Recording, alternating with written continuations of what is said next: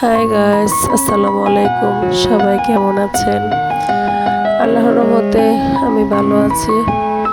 তো অনেক দিন হলো ঘরে রান্না বান্না করতে পারি না, আমার শরীরটা তেমন বেশি ভালো না। তো প্রথম থেকে আমি আমি আসলে এই ইউটিউব চ্যানেলটা খোলার পরতে তেমন একটা বেশি ভালো না, অসুস্থতার মধ্যে দিনকাল যাচ্ছে।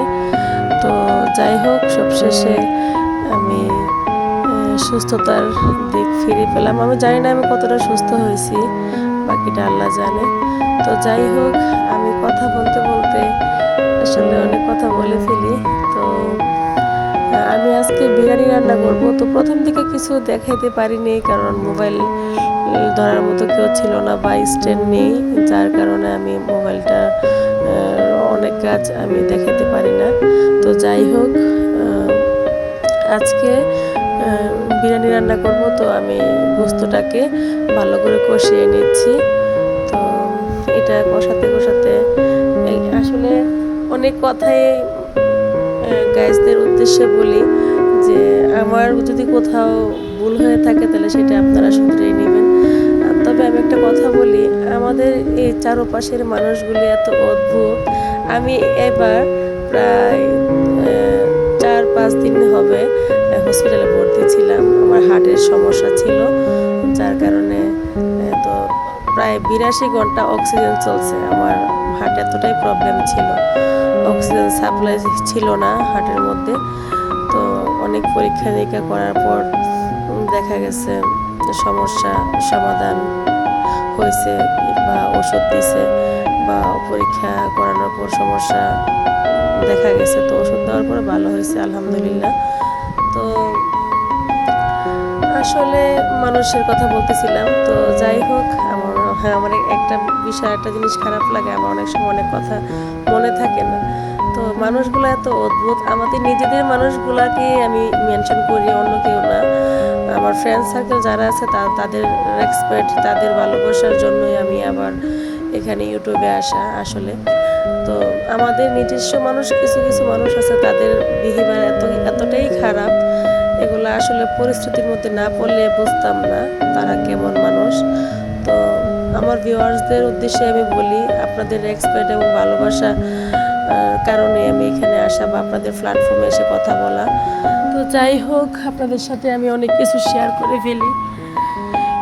তো আমার কথা বলার মতো তেমন কেউই নেই, যার কারণে কথাগুলো আপনাদের মাঝে আমার শেয়ার করতে হয়।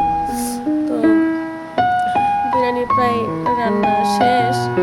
আমি আসলে সবটা দেখাতে পারি না, আমার বললামই তো প্রবলেম, স্ট্যান্ড ধরার মতো কেউ নাই, মোবাইল ধরার মতো কেউ নাই, স্ট্যান্ডও নাই হাতে। তো যাই হোক, আমি ভুলভাল যাই বলি সেটা শুধরিয়ে নেবেন।